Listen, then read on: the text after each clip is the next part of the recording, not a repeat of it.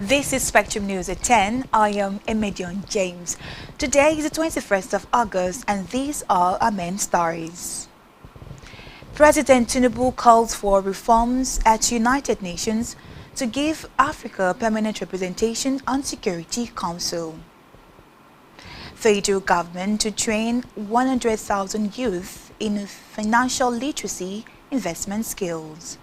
Plus, Israel approves controversial West Bank settlement project.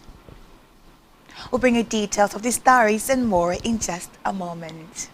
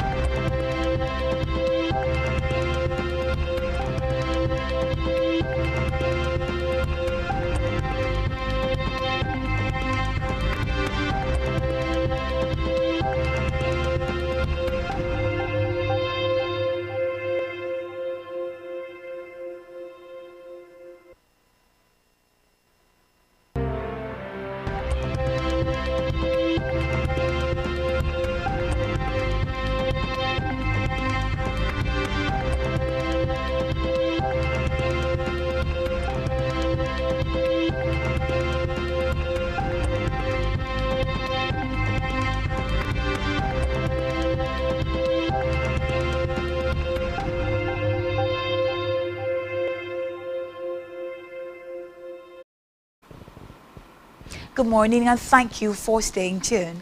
Our first report this morning is that President Bola Tinubu has called for reforms at the United Nations to give Africa permanent representation on the Security Council.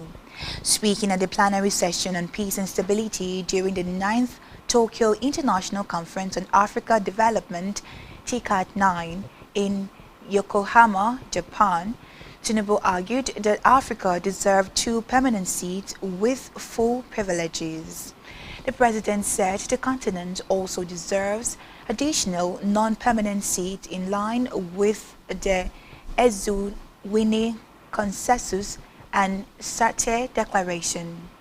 He also used the forum to laud the Nigerian armed forces for recent successes in the fight against insurgency and criminality, describing the momentum as a springboard for national development and stability. According to Tinubu, military victories alone cannot guarantee lasting peace without addressing poverty, inequality, and exclusion. Tinubu called for new approaches to peace building in Africa, pointing to peace agreement recently brokered in the Congo as examples of how mediation linked with economic investment can deliver results.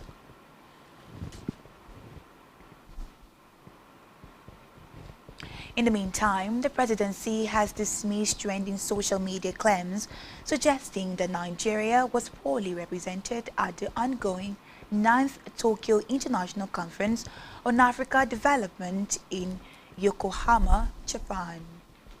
Reports say a viral video of an empty boat labeled Nigeria had sparked criticism of the country's presence at the Triennial Summit. But in a statement titled Nigeria's Participation at TICAD-9, focusing on strategic engagement, not trade expos, Special Advisor to the President on Information and Strategy, Bayo Onanuga, clarified that Nigeria did not attend TICAD-9 to showcase at the trade exhibition.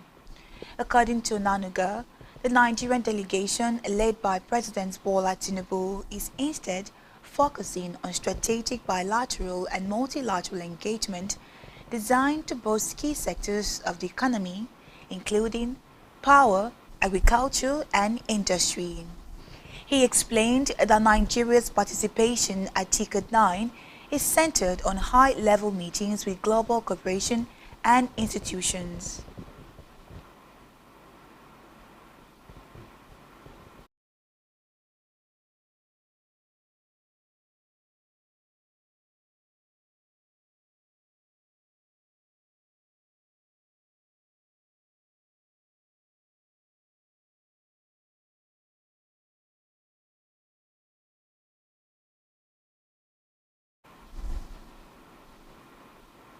Away from that, the Federal Ministry of Youth Development has begun registration to train 100,000 youth in financial literacy, global trade, entrepreneurship, and investment. This was disclosed in a statement signed by the Ministry's Director of Information and Public Relations, Omalaren Esan. Esan said the initiative reflects the ministry's commitment to empowering Nigerian youth by transforming lives, improving employability, and promoting sustainable wealth creation. The ministry said the program will be delivered through a learning management system that integrates gamified learning, quizzes, and real-world trading scenarios. It also added that in-person training sessions will also begin in Abuja, with plans to extend to other states. On security, the Chief of Army Staff, COAS, Lieutenant General Olufemi Oluyede, has vowed to address the welfare and other challenges facing soldiers. He said the Army Authority and the federal government are making efforts to make life better for the soldiers. Oluyede disclosed at the end of a 3-day visit to the headquarters of the Nigerian Army 6th Division in Port Harcourt, where he inaugurated a number of projects, addressed troops, and interacted with critical stakeholders in the Niger Delta region. The Army boss insisted that the welfare of troops is of great interest to him, saying it was necessary to keep them in good frame of mind to discharge their assignment.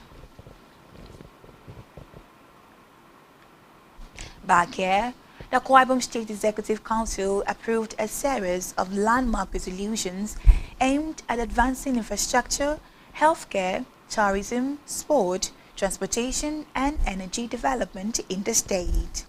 The meeting was presided over by Governor Moino at the Executive Council Chambers, Government House, Uyo.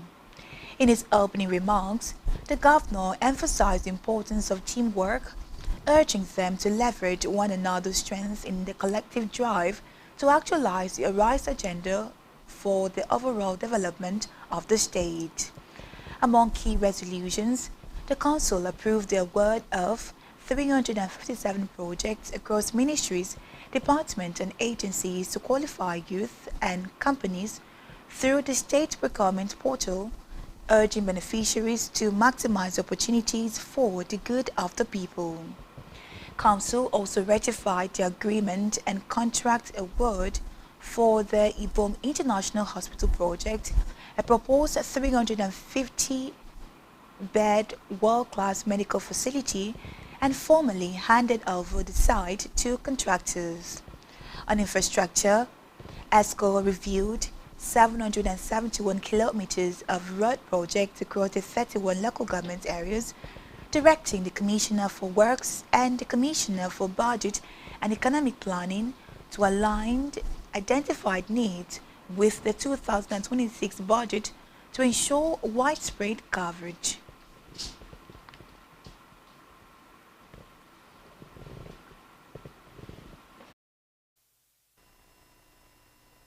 A 350-bed first-class medical facility. The Executive Council ratified the agreement with the construction company handling the project, an award of contracts for the project, and also approved the formal handover of the site to the contractors for work.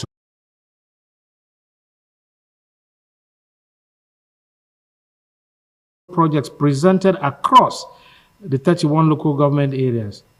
The Honorable Commissioner for Works, in collaboration with the Commissioner for Budget and Economic Planning, were directed to align the road project's needs identified during the town square meetings in the various federal constituencies with available budgetary envelopes for equitable coverage in the entire state. To boost the power sector, the Council approved plans to host a power summit as part of efforts to accelerate reliable and affordable electricity delivery in the state. And also, in the area of tourism, Council inaugurated an inter-ministerial delivery committee to drive preparations for the forthcoming tourism summit. with Governor Moina as chairman. The move, supported by a presentation from Tony Blair Institute, is part of the Destination Akwa Ibom marketing plan. Of the Project Management Office, the Executive Council approved the award of 357 projects across various MDAs to qualified youths and companies pre-qualified through the state procurement portal. The Governor and Council urged youths in the state and businesses to take advantage of these opportunities for the benefit of the people. Following the consideration of the status report from the Ministry of Health on the Ibom International Hospital project, a 350-bed first-class medical facility, the Executive Council ratified the agreement with the construction company handling the project, an award of contracts for the project, and also approved the formal handover of the site to the contractors for work to commence. Council reviewed a total of 771 kilometers of road projects presented across the 31 local government areas. The Honorable Commissioner for Works, in collaboration with the Commissioner for Budget and Economic Planning, were directed to align the road projects' needs identified during the town square meetings in the various federal constituencies with available budgetary envelopes for equitable coverage in the entire state. As part of youth and sport development, ESCO approved the purchase of equipment for 30 different sports ahead of the Akwa Ibom Sport Festival, which kicks off on Monday, September 8, 2025, with 18 sporting events scheduled. On transportation, Council received a progress report on the Oron Maritime Terminal and directed acceleration of works to resume full maritime services and strengthen the Blue Economic Corridor. It further approved an expansion of the compressed natural gas city buses fleet from 20 to 50 to ensure rotational coverage of all 31 local government areas. Council also took note of the ongoing continuous voter registration exercise by INEC and urged mobilization of citizens for active participation.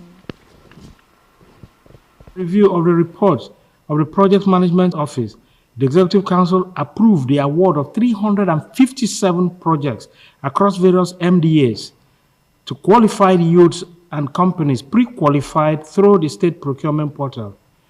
The Governor and Council urged youths in the state and businesses to take advantage of these opportunities for the benefit of the people. Following the consideration of the status report from the Ministry of Health on the Ibom International Hospital project, a 350-bed first-class medical facility, the Executive Council ratified the agreement with the construction company handling the project, an award of contracts for the project, and also approved the formal handover of the site to the contractors for work to commence.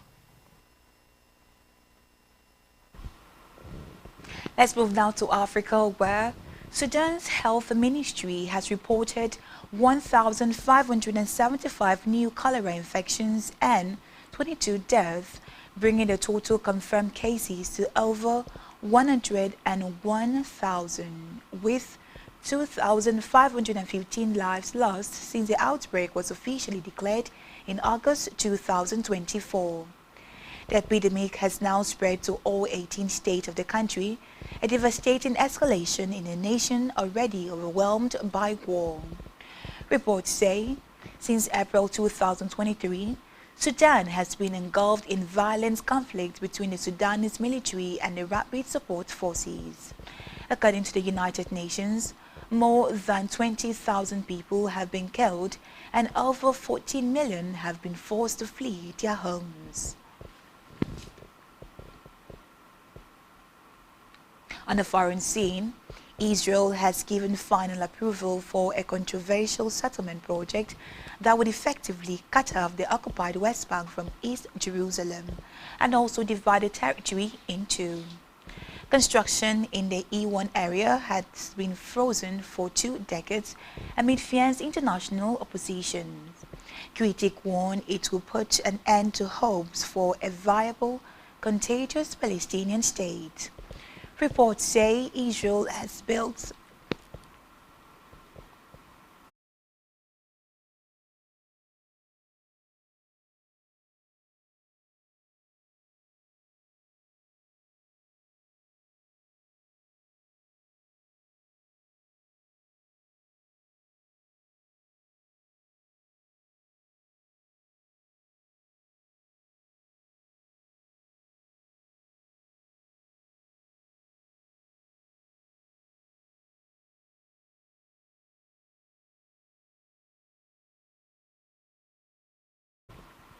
Reports say Israel has built about 106 settlements housing 700,000 Jews since it occupied the West Bank and East Jerusalem.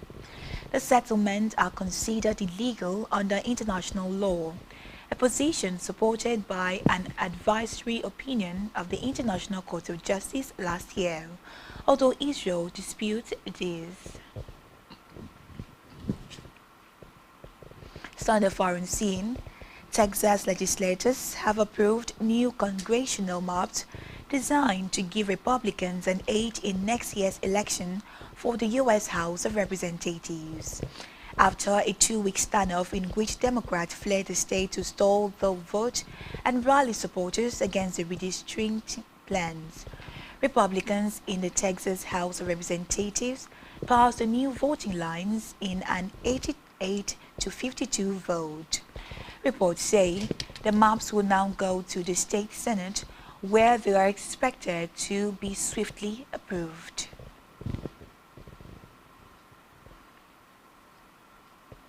Still to come in the news. Eberechi Eze expected to join Arsenal for £60 million. Stay tuned for details of this in just a moment.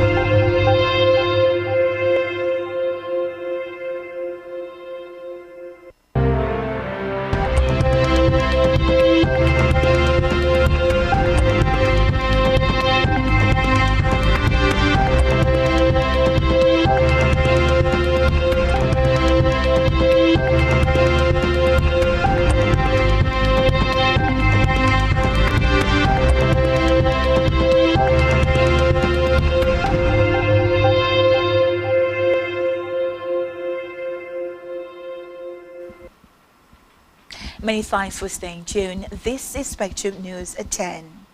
On a business news, the Minister of State for Petroleum Resources, Senator Hennekin Lokbotberry, has assured that Nigeria remains fully committed to the rules of the Organization of Petroleum Exporting Countries despite recent gains in crude oil output. Lokbotberry said Nigeria would not exceed its production quota but will continue to push for a higher allocation to reflect its capacity and ongoing sector reforms. His remarks come amid fresh data showing that Nigeria has kept crude production above its OPEC quota for the second month running, with output rising slightly by 2,000 barrels per day from 1,500 million barrels per day in June to 1,500 million barrels per day in July. The minister noted that Nigeria's daily crude production had risen to around 1.8 million barrels, up from less than 1 million barrels at the time he assumed office. Still in business, the Minister of Marine and Blue Economy, Adegboyega Oyetola, has stated that the President Tinubu-led federal administration is committed to building a modern, safe, and globally competitive maritime sector. This is even as Oyetola announced plans to replicate the success of the Lekki Deep-Sea Port across Nigeria's maritime sector, which he described as a model for transformative growth and development. In a statement by his media aide, Dr. Bolaji Akinola, Oyetola stated this during a breakfast meeting organized by the Nigerian Chamber of Shipping themed Unlocking Opportunities. The Lekki Deep-Sea Port Playbook for Trade and Shipping in Nigeria. Oyetola explained that a central component of the current administration strategy is the nationwide application of the public-private partnership model and logistical efficiency demonstrated at the Lekki Deep Sea Port. We move now to health, where the Kwara State government has commenced a 6-day training of healthcare workers on identifying causes of maternal and neonatal death in the state. Speaking on the sidelines of the program, the Kwara Commissioner for Health, Dr. Aminu El Iman, explained that the state government is working audaciously to identify causes of maternal and prenatal death.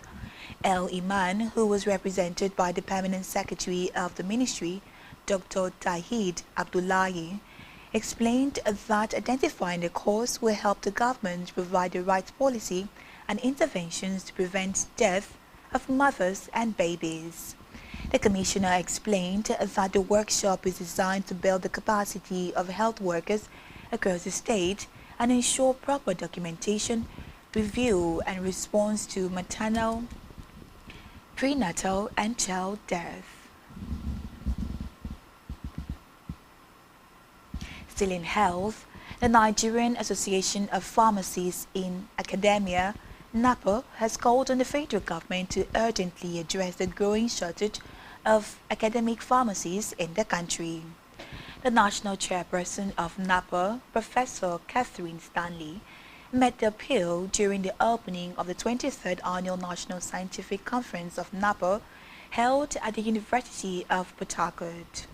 Stanley attributed the shortage of pharmacies to the increasing migration of young professionals to Europe and North America in search of better opportunities.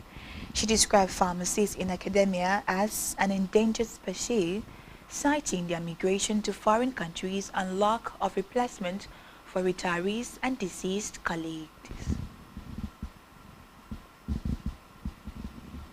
Let's move now to sports, where Eberechi Eze is expected to join Arsenal for £60 million after the Ghana reached an agreement in principle to sign the forward from Crystal Palace.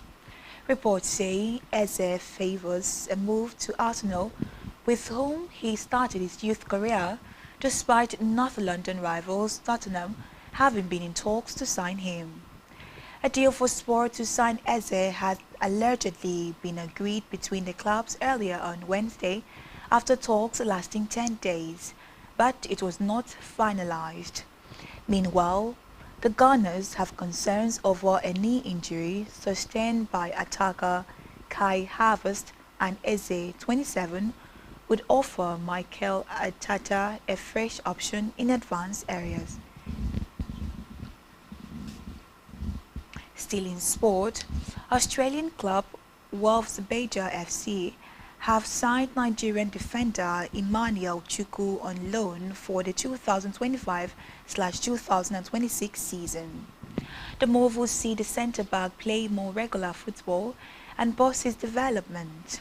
Chukwu, a Nigerian under-20 international, only arrived Bundesliga club in January from Grants Runners Football Club in Nigeria.